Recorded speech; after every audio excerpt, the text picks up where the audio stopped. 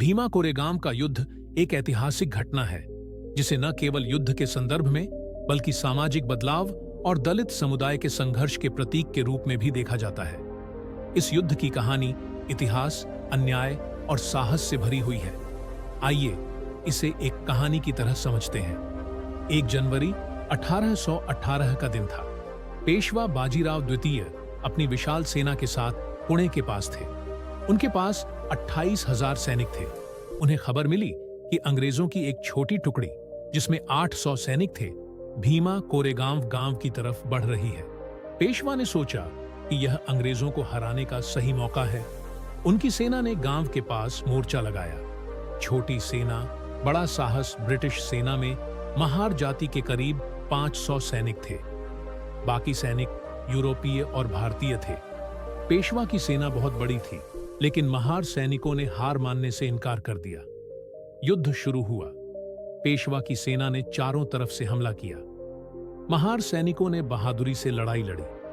पेशवा की सेना को उम्मीद थी कि वे अंग्रेजों को जल्दी हरा देंगे, लेकिन ऐसा नहीं हुआ। महार सैनिक अपने साहस, अनुशासन और रणनीति के कारण भारी संख्या में होने के बावजूद पेशवा की सेना को रोकने में सफल रहे। 8 घंटे की लड़ाई के बाद पेशवा बाजीराव द्वितीय की सेना हार मानने पर मजबूर हो गई। ब्रिटिश सेना ने उनकी विशाल सेना को हरा दिया। यह हार पेशवाओं के पतन की शुरुआत थी। इस जीत ने महार समुदाय को गर्व और आत्मसम्मान दिया।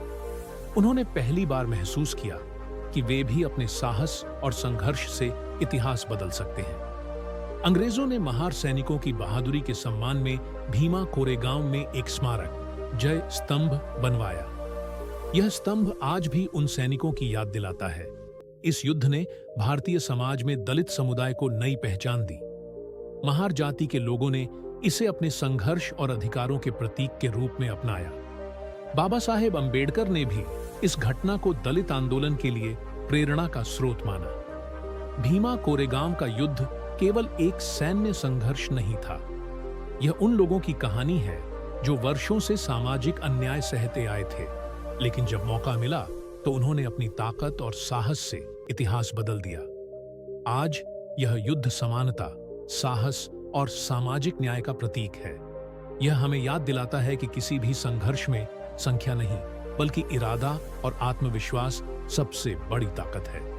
इस कहानी से हमें किसी भी समुदाय को ठेस पहुंचना नहीं है, और यह एक ऐतिहासिक कहानी है जो हुई है।